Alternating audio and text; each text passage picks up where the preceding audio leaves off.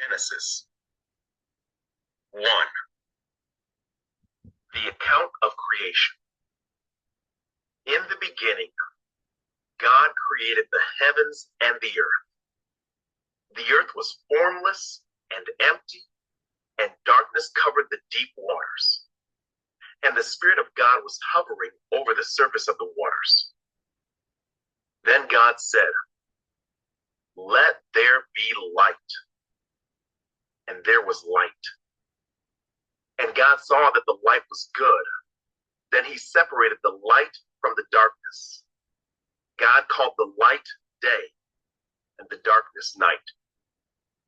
And evening passed, and morning came, marking the first day.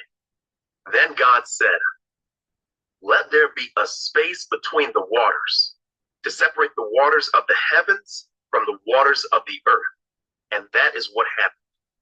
God made this space to separate the waters of the earth from the waters of the heavens. God called the space sky. And evening passed, and morning came, marking the second day. Then God said, "Let the waters beneath the sky flow together into one place, so dry ground may appear." And that is what happened. God called the dry ground land, and the waters seas. And God saw that it was good.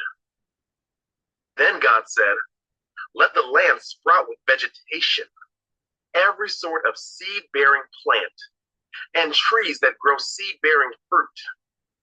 These seeds will then produce the kinds of plants and trees from which they came."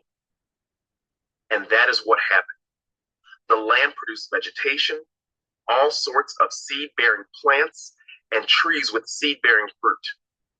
Their seeds produced plants and trees of the same kind, and God saw that it was good. And evening passed, and morning came, marking the third day. Then God said, "Let lights appear in the sky to separate the day from the night. Let them be signs to mark the seasons, days, and years. Let these lights in the sky shine down on the earth." And that is what happened. God made two great lights, the larger one to govern the day, and the smaller one to govern the night. He also made the stars. God set these lights in the sky to light the earth, to govern the day and night, and to separate the light from the darkness. And God saw that it was good. And evening passed, and morning came, marking the fourth day. Then God said, "Let the waters swarm with fish and other life. Let the skies be filled with birds of every kind." So God created great sea creatures and every living thing that scurries and swarms in the water, and every sort of bird, each producing offspring of the same kind. And God saw that it was good. Then God blessed them, saying, "Be fruitful and multiply. Let the fish fill the seas, and let the birds multiply on the earth." And evening passed, and morning came, marking the fifth day. Then God said, "Let the earth produce every sort of animal, each producing offspring of the same kind, livestock, small animals that scurry along the ground, and wild animals." And that is what happened. God made all sorts of wild animals, livestock, and small animals, each able to produce offspring of the same kind. And God saw that it was good. Then God said, "Let us make human beings in our image to be like us. They will reign over the fish in the sea, the birds in the sky, the livestock, all the wild animals on the earth, and the small animals that scurry along the ground." So God created human beings in his own image. In the image of God, he created them. Male and female, he created them. Then God blessed them and said, "Be fruitful and multiply. Fill the earth and govern it. Reign over the fish in the sea, the birds in the sky, and all the animals that scurry along the ground."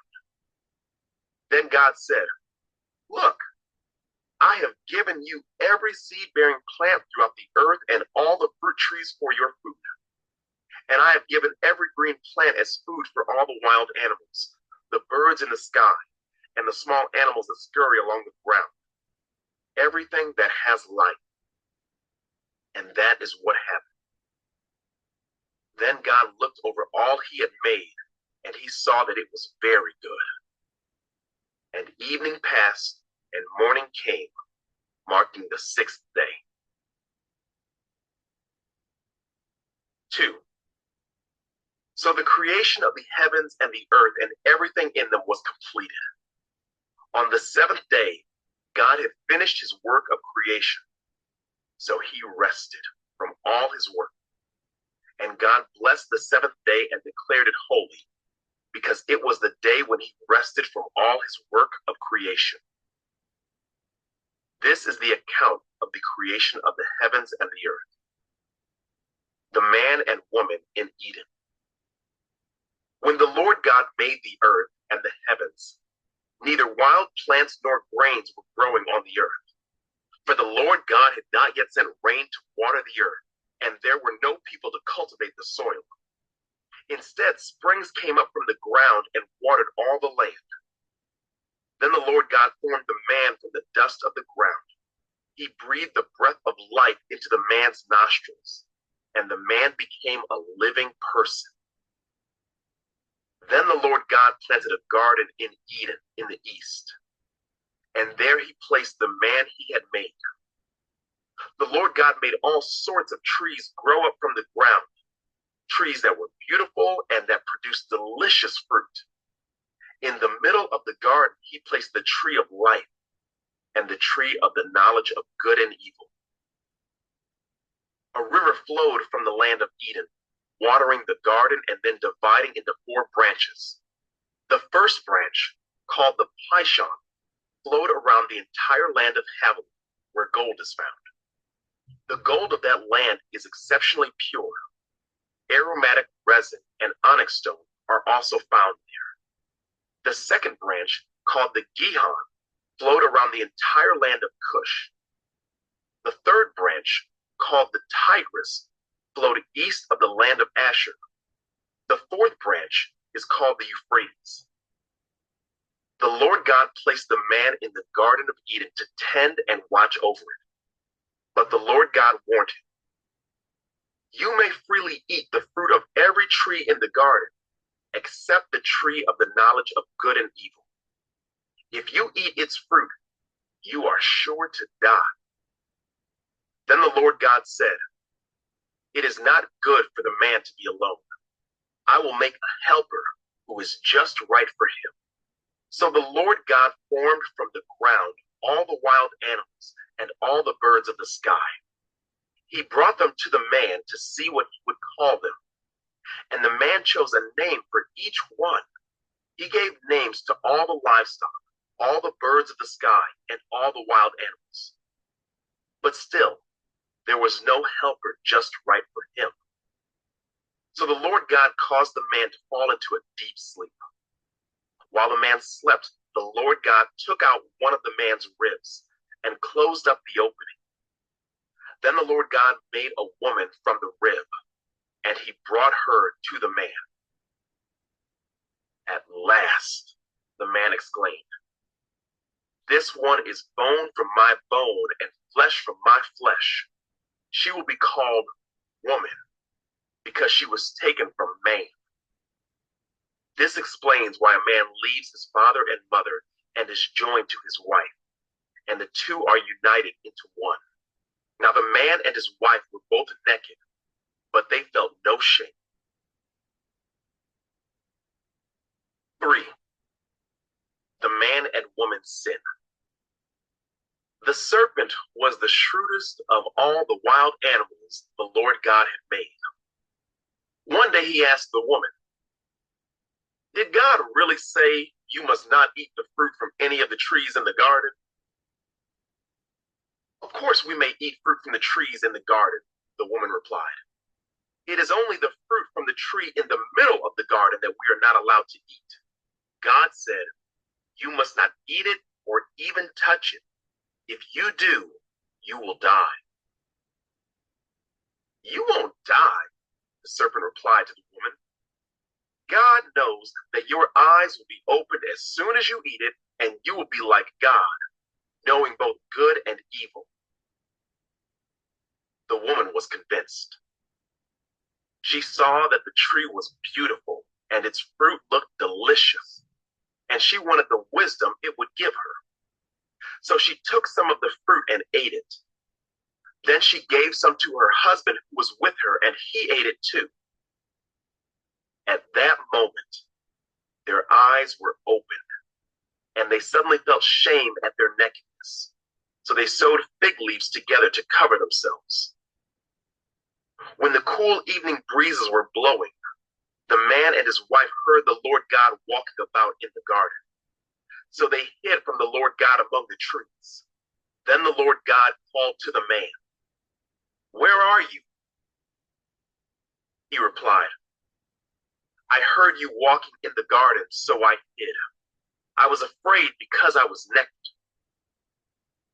"Who told you that you were naked?" the Lord God asked. "Have you eaten from the tree whose fruit I commanded you not to eat?" The man replied, "It was the woman you gave me who gave me the fruit, and I ate it." Then the Lord God asked the woman, "What have you done?" "The serpent deceived me," she replied.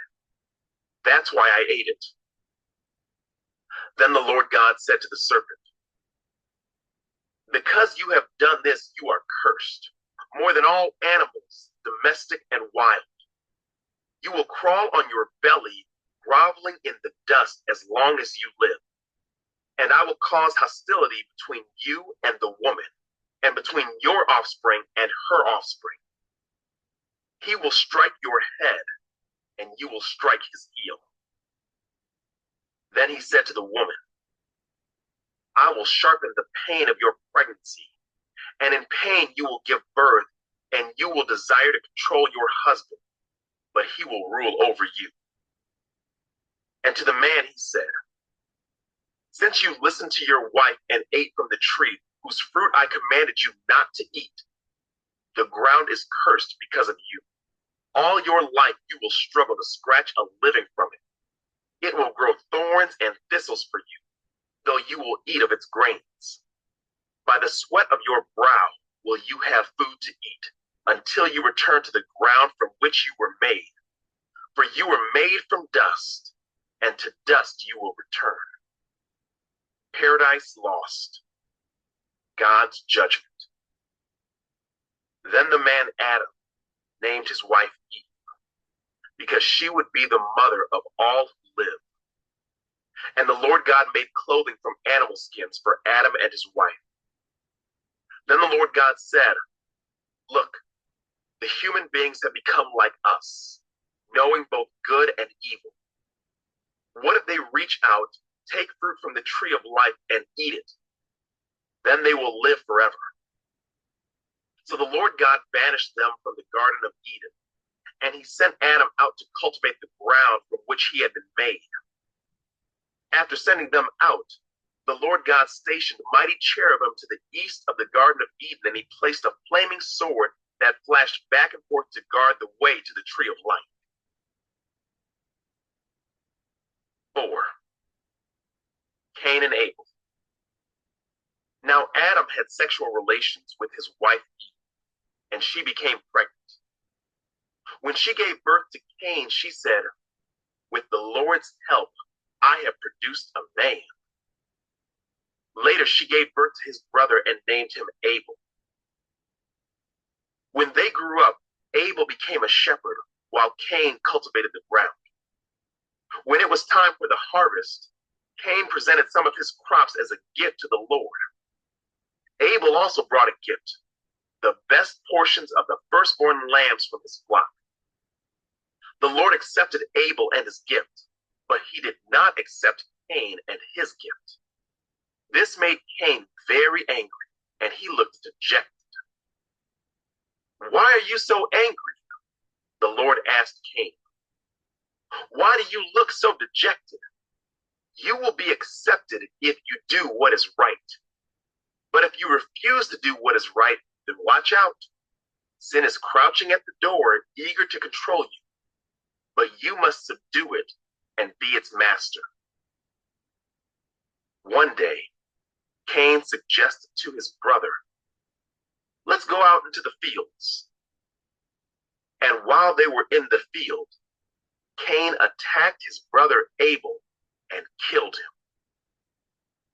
Afterward, the Lord asked Cain, "Where is your brother? Where is Abel?" "I don't know," Cain responded. "Am I my brother's guardian?" But the Lord said, "What have you done?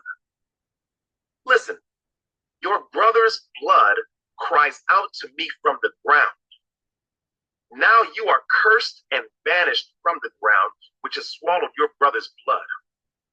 No longer will the ground yield good crops for you, no matter how hard you work.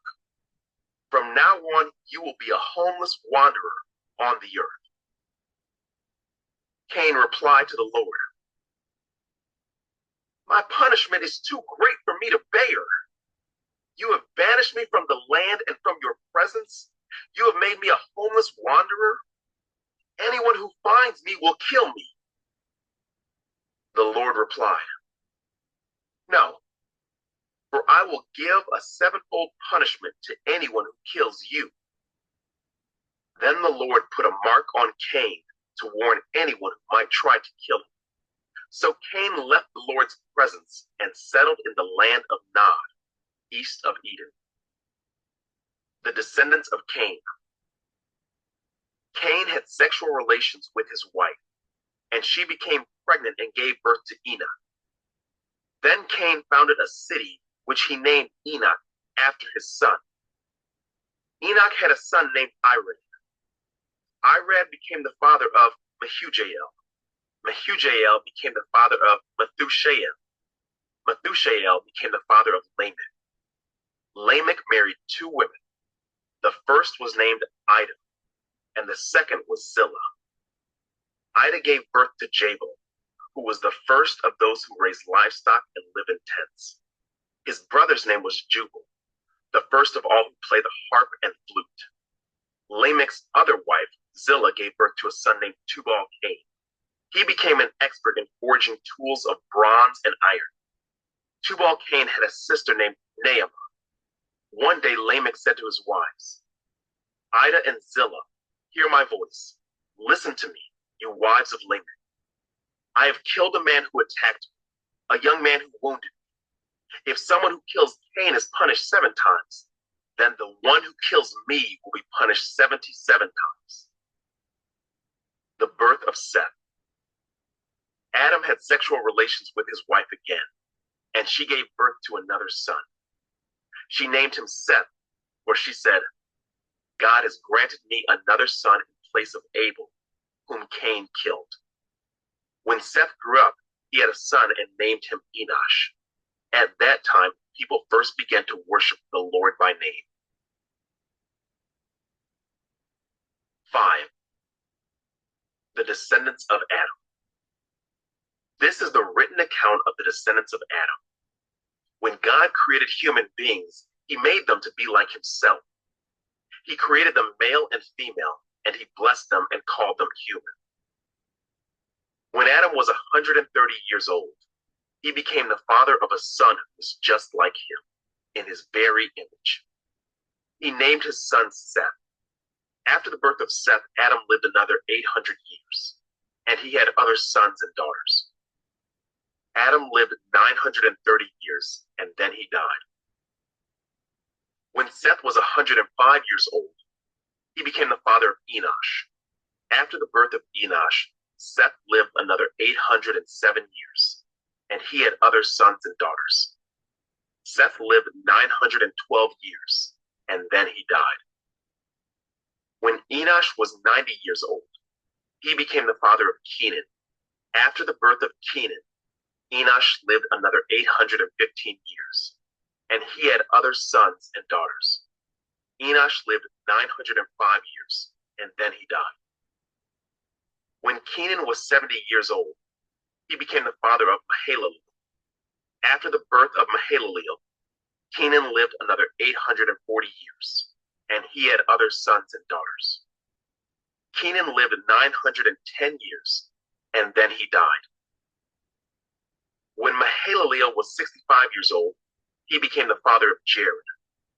After the birth of Jared, Mahalalel lived another 830 years, and he had other sons and daughters. Mahalalel lived 895 years, and then he died. When Jared was 162 years old, he became the father of Enoch. After the birth of Enoch, Jared lived another 800 years, and he had other sons and daughters. Jared lived 962 years, and then he died. When Enoch was 65 years old, he became the father of Methuselah. After the birth of Methuselah, Enoch lived in close fellowship with God for another 300 years, and he had other sons and daughters. Enoch lived 365 years, walking in close fellowship with God. Then one day he disappeared because God took him. When Methuselah was 187 years old, he became the father of Lamech. After the birth of Lamech, Methuselah lived another 782 years, and he had other sons and daughters. Methuselah lived 969 years, and then he died. When Lamech was 182 years old, he became the father of a son.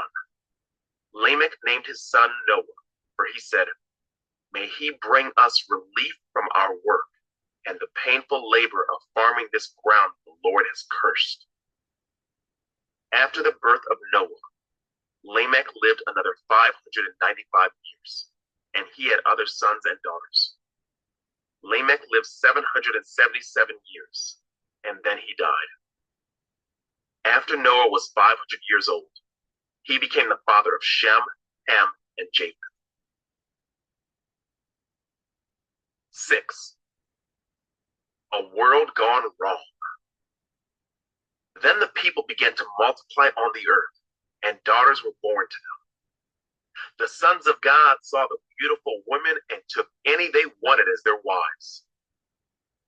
Then the Lord said, "My spirit will not put up with humans for such a long time, for they are only mortal flesh.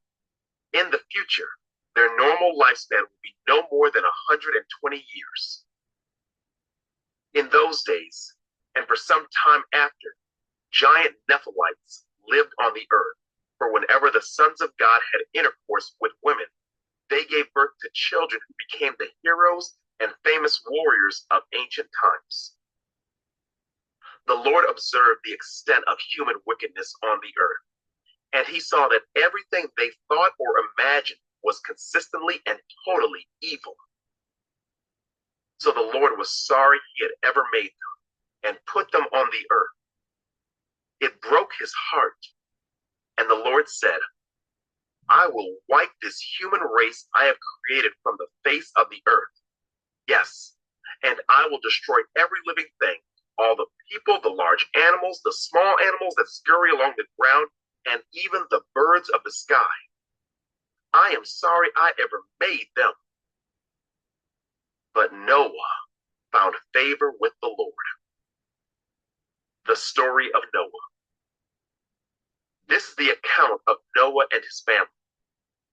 Noah was a righteous man, the only blameless person living on earth at that time, and he walked in close fellowship with God. Noah was the father of 3 sons, Shem, Ham, and Japheth. Now God saw that the earth had become corrupt and was filled with violence. God observed all this corruption in the world, for everyone on earth was corrupt. So God said to Noah, "I have decided to destroy all living creatures, for they have filled the earth with violence. Yes, I will wipe them all out along with the earth. Build a large boat from cypress wood and waterproof it with tar, inside and out. Then construct decks and stalls throughout its interior. Make the boat 450 feet long, 75 feet wide, and 45 feet high. Leave an 18-inch opening below the roof all the way around the boat. Put the door on the side and build 3 decks inside the boat, lower, middle, and upper. Look, I am about to cover the earth with a flood that will destroy every living thing that breathes. Everything on earth will die, but I will confirm my covenant with you. So enter the boat, you and your wife and your sons and their wives. Bring a pair of every kind of animal, a male and a female, into the boat with you to keep them alive during the flood. Pairs of every kind of bird and every kind of animal and every kind of small animal that scurries along the ground will come to you to be kept alive. And be sure to take on board enough food for your family and for all the animals. So Noah did everything exactly as God had commanded him. 7. The flood covers the earth. When everything was ready, the Lord said to Noah, "Go into the boat with all your family, for among all the people of the earth, I can see that you alone are righteous. Take with you 7 pairs, male and female, of each animal I have approved for eating and for sacrifice, and take 1 pair of each of the others. Also take 7 pairs of every kind of bird. There must be a male and a female in each pair to ensure that all life will survive on the earth after the flood. 7 days from now, I will make the rains pour down on the earth, and it will rain for 40 days and 40 nights until I have wiped from the earth all the living things I have created." So Noah did everything as the Lord commanded him. Noah was 600 years old when the flood covered the earth. He went on board the boat to escape the flood, he and his wife and his sons and their wives. With them were all the various kinds of animals, those approved for eating and for sacrifice, and those that were not, along with all the birds and the small animals that scurry along the ground. They entered the boat in pairs, male and female, just as God had commanded Noah. After 7 days, the waters of the flood came and covered the earth. When Noah was 600 years old, on the 17th day of the 2nd month, all the underground waters erupted from the earth, and the rain fell in mighty torrents from the sky. The rain continued to fall for 40 days and 40 nights. That very day, Noah had gone into the boat with his wife and his sons, Shem, Ham, and Japheth, and their wives. With them in the boat were pairs of every kind of animal, domestic and wild, large and small, along with birds of every kind. 2 by 2, they came into the boat, representing every living thing that breathes. A male and female of each kind entered, just as God had commanded Noah. Then the Lord closed the door behind them. For 40 days, the flood waters grew deeper, covering the ground and lifting the boat high above the earth. As the waters rose higher and higher above the ground, the boat floated safely on the surface. Finally, the water covered even the highest mountains on the earth, rising more than 22 feet above the highest peaks. All the living things on earth died: birds, domestic animals, wild animals, small animals that scurry along the ground, and all the people. Everything that breathed and lived on dry land died. God wiped out every living thing on the earth: people, livestock, small animals that scurry along the ground, and the birds of the sky. All were destroyed. The only people who survived were Noah and those with him in the boat. And the flood waters covered the earth for 150 days. 8. The flood recedes. But God remembered Noah and all the wild animals and livestock with him in the boat. He sent a wind to blow across the earth, and the flood waters began to recede. The underground water stopped flowing, and the torrential rains from the sky were stopped.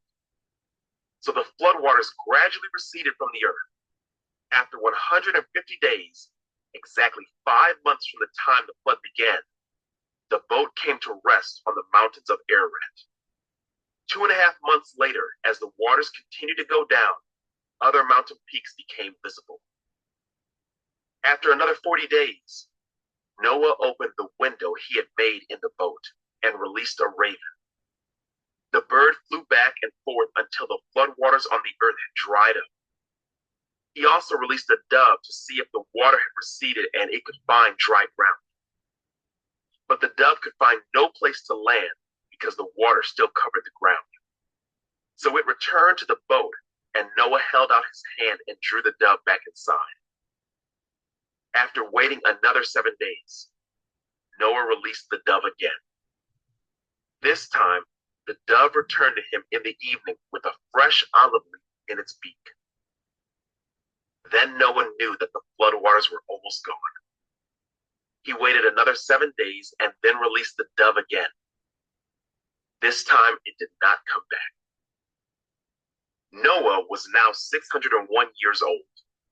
On the first day of the new year, 10.5 months after the flood began, the floodwaters had almost dried up from the earth. Noah lifted back the covering of the boat and saw that the surface of the ground was drying.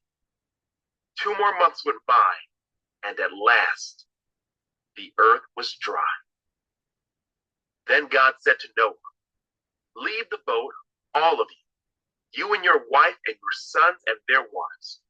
Release all the animals, the birds, the livestock, and the small animals that scurry along the ground, so they can be fruitful and multiply throughout the earth." So Noah, his wife, and his sons, and their wives left the boat. And all of the large and small animals and birds came out of the boat, pair by pair. Then Noah built an altar to the Lord, and there he sacrificed as burnt offerings the animals and birds that had been approved for that purpose.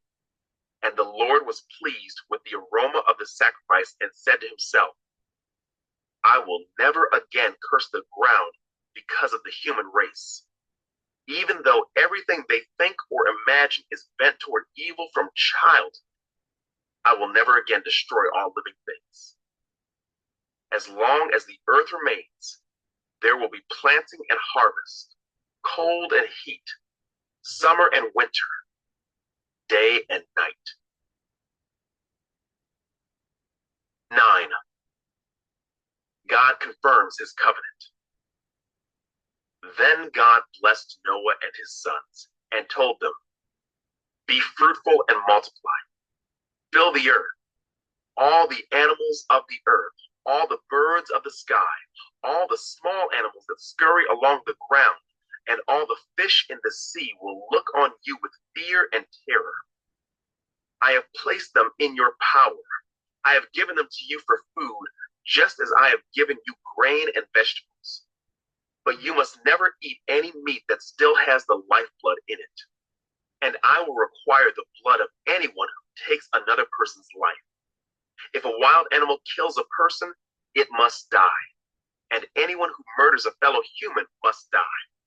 If anyone takes a human life, that person's life will also be taken by human hands. For God made human beings in his own image. Now be fruitful and multiply and repopulate the earth." Then God told Noah and his sons, "I hereby confirm my covenant with you and your descendants, and with all the animals that were on the boat with you, the birds, the livestock, and all the wild animals, every living creature on earth. Yes, I am confirming my covenant with you. Never again will floodwaters kill all living creatures. Never again will a flood destroy the earth." Then God said, "I am giving you a sign of my covenant with you and with all living creatures for all generations to come. I have placed my rainbow in the clouds. It is the sign of my covenant with you and with all the earth.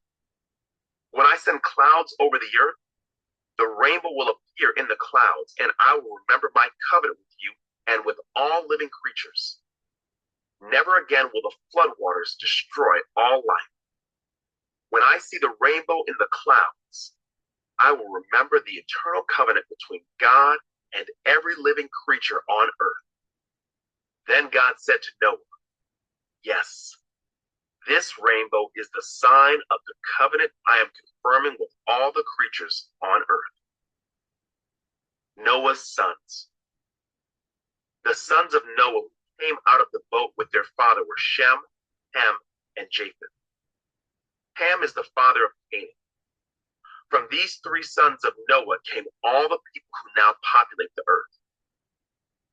After the flood, Noah began to cultivate the ground and he planted a vineyard. One day, he drank some wine he had made and he became drunk and lay naked inside his tent.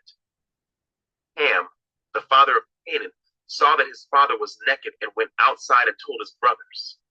Then Shem and Japheth took a robe, held it over their shoulders, and backed into the tent to cover their father. As they did this, they looked the other way so they would not see him naked. When Noah woke up from his stupor, he learned what Ham, his youngest son, had done. Then he cursed Canaan, the son of Ham. May Canaan be cursed. May he be the lowest of servants to his relatives. Then Noah said, may the Lord, the God of Shem, be blessed, and may Canaan be his servant. May God expand the territory of Japheth. May Japheth share the prosperity of Shem, and may Canaan be his servant. Noah lived another 350 years after the great flood. He lived 950 years, and then he died. 10. This is the account of the families of Shem, Ham, and Japheth, the three sons of Noah. Many children were born to them after the great flood. Descendants of Japheth. The descendants of Japheth were Gomer, Magog, Madai, Javan, Tubal, Meshech, and Tyrus. The descendants of Gomer were Ashkenaz, Riphath, and Togarmah. The descendants of Javan were Elisha, Tarshish, Kittim, and Rodanim. Their descendants became the seafaring peoples that spread out to various lands, each identified by its own language, clan, and national identity. Descendants of Ham. The descendants of Ham were Cush, Mizraim, Put, and Canaan. The descendants of Cush were Seba, Havilah, Sabta, Raamah, and Sabteka. The descendants of Raamah were Sheba and Dedan. Cush was also the ancestor of Nimrod, who was the first heroic warrior on earth.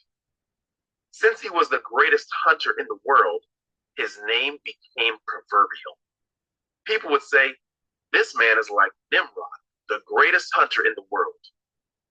He built his kingdom in the land of Babylonia, with the cities of Babylon, Erech, Akkad, and Kelna.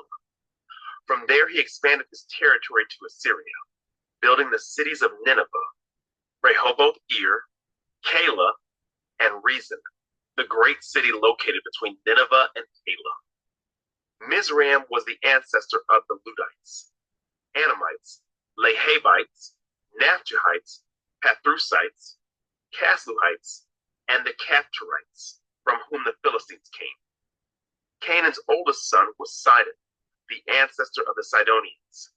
Canaan was also the ancestor of the Hittites, Jebusites, Amorites, Girgashites, Hivites, Archites, Sinites, Arvadites, Zemarites, and Hamathites.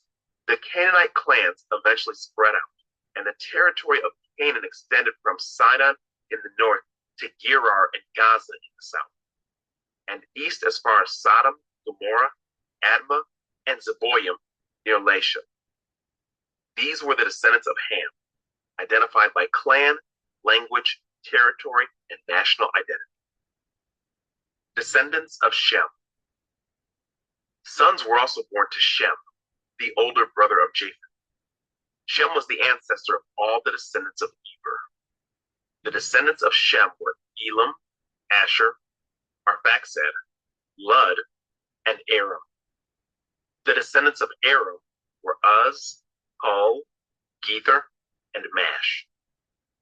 Arphaxad was the father of Shelah, and Shelah was the father of Eber. Eber had two sons. The first was named Peleg, which means division, for during his lifetime the people of the world were divided into different language groups. His brother's name was Joktan. Joktan was the ancestor of Almadad, Sheleph, Hazarmaveth, Jira, Hadoram, Uzal, Dikla, Obal, Abimael, Sheba, Ophir, Havilah, and Jobab. All these were descendants of Joktan. The territory they occupied extended from Mesha all the way to Sephar in the eastern mountains. These were the descendants of Shem, identified by clan, language, territory, and national identity. Conclusion. These are the clans that descended from Noah's sons, arranged by nation according to their lines of descent. All the nations of the earth descended from these clans after the great flood. 11. The Tower of Babel. At one time, all the people of the world spoke the same language and used the same words. As the people migrated to the east, they found a plain in the land of Babylonia and settled there. They began saying to each other, "Let's make bricks and harden them with fire." In this region, bricks were used instead of stone, and tar was used for mortar. Then they said, "Come, let's build a great city for ourselves with a tower that reaches into the sky. This will make us famous and keep us from being scattered all over the world." But the Lord came down to look at the city and the tower the people were building. "Look," he said, "the people are united and they all speak the same language. After this, nothing they set out to do will be impossible for them. Come, let's go down and confuse the people with different languages. Then they won't be able to understand each other." In that way, the Lord scattered them all over the world, and they stopped building the city. That is why the city was called Babel, because that is where the Lord confused the people with different languages. In this way, he scattered them all over the world. The line of descent from Shem to Abram. This is the account of Shem's family. 2 years after the great flood, when Shem was 100 years old, he became the father of Arphaxad. After the birth of Arphaxad, Shem lived another 500 years and had other sons and daughters. When Arphaxad was 35 years old, he became the father of Shelah. After the birth of Shelah, Arphaxad lived another 403 years and had other sons and daughters. When Shelah was 30 years old, he became the father of Eber. After the birth of Eber, Shelah lived another 403 years and had other sons and daughters. When Eber was 34 years old, he became the father of Peleg. After the birth of Peleg, Eber lived another 430 years and had other sons and daughters. When Peleg was 30 years old, he became the father of Reu. After the birth of Reu, Peleg lived another 209 years and had other sons and daughters. When Reu was 32 years old, he became the father of Serug. After the birth of Serug, Reu lived another 207 years and had other sons and daughters. When Serug was 30 years old, he became the father of Nahor. After the birth of Nahor, Serug lived another 200 years and had other sons and daughters. When Nahor was 29 years old, he became the father of Terah. After the birth of Terah, Nahor lived another 119 years and had other sons and daughters. After Terah was 70 years old, he became the father of Abram, Nahor, and Haran. The family of Terah. This is the account of Terah's family. Terah was the father of Abram, Nahor, and Haran. And Haran was the father of Lot. But Haran died in Ur of the Chaldeans, the land of his birth, while his father Terah was still living. Meanwhile, Abram and Nahor both married. The name of Abram's wife was Sarai, and the name of Nahor's wife was Milcah. Milcah and her sister Iscah were daughters of Nahor's brother Haran. But Sarai was unable to become pregnant and had no children. One day Terah took his son Abram, his daughter-in-law Sarai, his son Abram's wife, and his grandson Lot, his son Haran's child, and moved away from Ur of the Chaldeans. He was headed for the land of Canaan, but they stopped at Haran and settled there. Terah lived for 205 years and died while still in Haran. 12. The call of Abram. The Lord had said to Abram, "Leave your native country, your relatives, and your father's family, and go to the land that I will show you. I will make you into a great nation.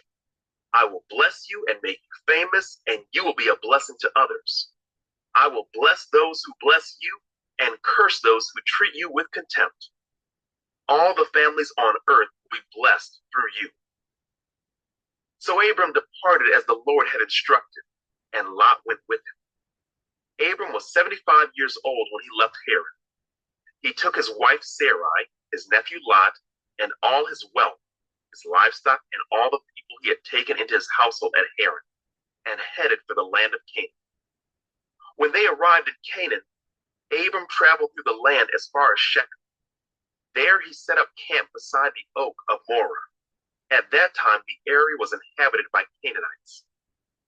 Then the Lord appeared to Abram and said, "I will give this land to your descendants." And Abram built an altar there and dedicated it to the Lord, who had appeared to him.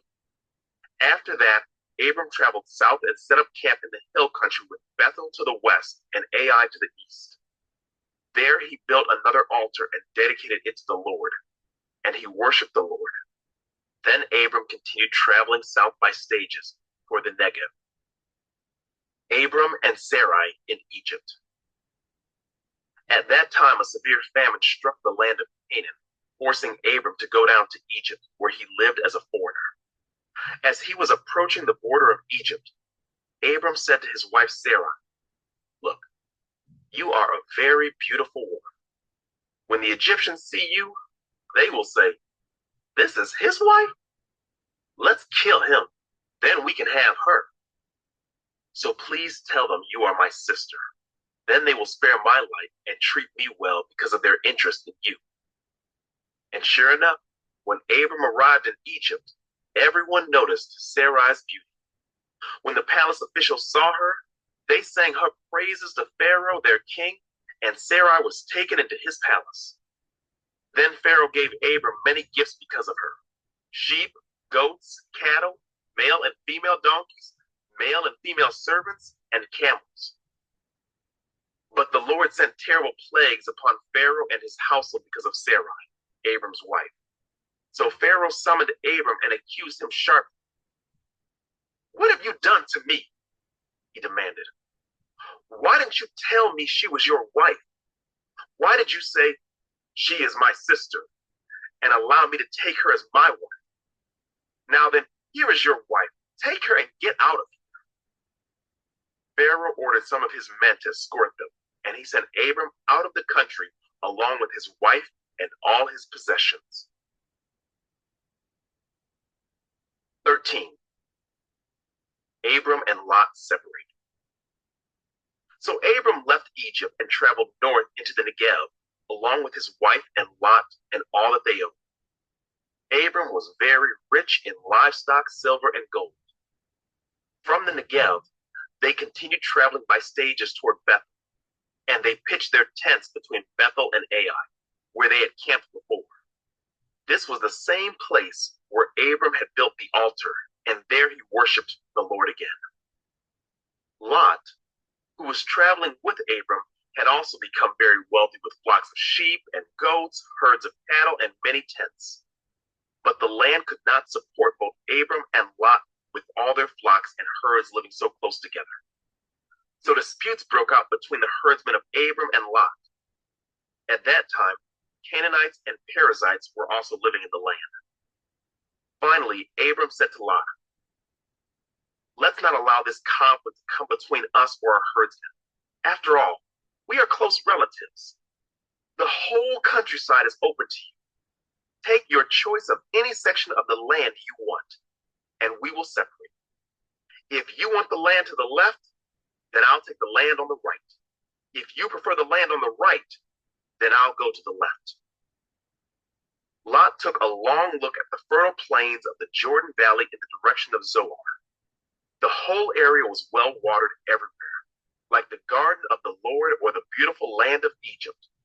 This was before the Lord destroyed Sodom and Gomorrah. Lot chose for himself the whole Jordan Valley to the east of them. He went there with his flocks and servants and parted company with his uncle Abram. So Abram settled in the land of Canaan, and Lot moved his tents to a place near Sodom and settled among the cities of the plain. But the people of this area were extremely wicked and constantly sinned against the Lord. After Lot had gone, the Lord said to Abram, "Look as far as you can see in every direction, north and south, east and west. I am giving all this land as far as you can see to you and your descendants as a permanent possession. And I will give you so many descendants that, like the dust of the earth, they cannot be counted. Go and walk through the land in every direction, for I am giving it to you." So Abram moved his camp to Hebron and settled near the oak grove belonging to Mamre. There he built another altar to the Lord. 14. Abram rescues Lot. About this time, war broke out in the region. King Amraphel of Babylonia, King Arioch of Elasar, King Chedorlaomer of Elam, and King Tidal of Goyim fought against King Bera of Sodom, King Bersha of Gomorrah, King Shinab of Admah, King Shemeber of Zeboim, and the king of Bela, also called Zoar. This second group of kings joined forces in Siddim Valley, that is, the Valley of the Dead Sea. For 12 years they had been subject to King Chedorlaomer, but in the 13th year they rebelled against him.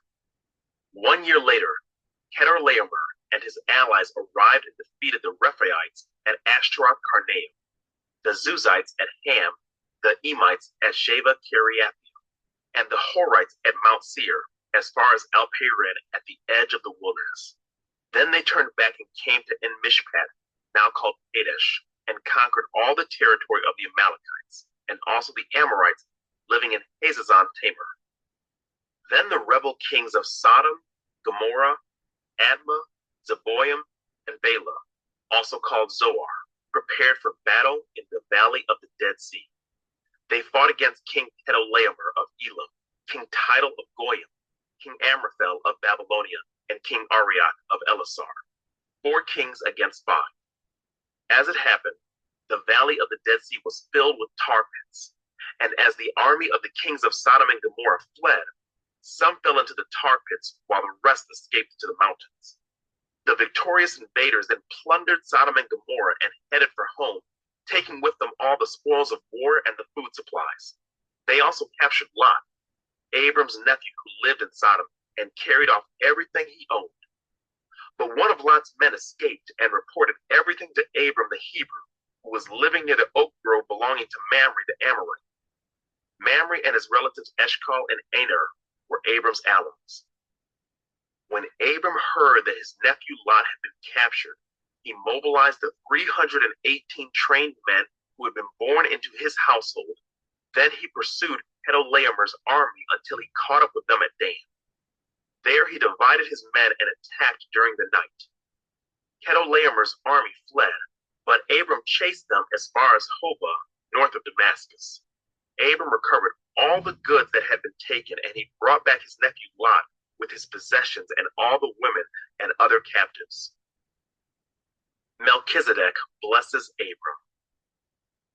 After Abram returned from his victory over Chedorlaomer and all his allies, the king of Sodom went out to meet him in the valley of Sheba, that is, the king's valley. And Melchizedek, the king of Salem and a priest of God Most High, brought Abram some bread and wine. Melchizedek blessed Abram with this blessing. Blessed be Abram by God Most High, creator of heaven and earth, and blessed be God Most High, who has defeated your enemies for you. Then Abram gave Melchizedek a tenth of all the goods he had recovered. The king of Sodom said to Abram, "Give back my people who were captured, but you may keep for yourself all the goods you have recovered." Abram replied to the king of Sodom, "I solemnly swear to the Lord, God Most High, creator of heaven and earth, that I will not take so much as a single thread or sandal thong from what belongs to you. Otherwise you might say, I am the one who made Abram rich.